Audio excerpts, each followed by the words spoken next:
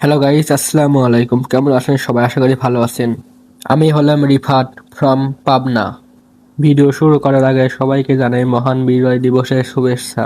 16ই December মহান বিজয় দিবস উপলক্ষে আমরা গিয়েছিলাম অ্যাডওয়েট কলেজ। 16ই ডিসেম্বর উপলক্ষে অ্যাডওয়েট কলেজে হচ্ছিল ফাংশন, সেটাই আমরা দেখতে গিয়েছিলাম।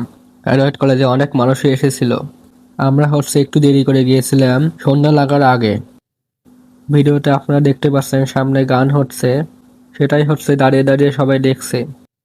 এই অ্যাডওয়েট কলেজে আমি একা আসিনি, আমার সাথে এসেছে আমার এক বন্ধু।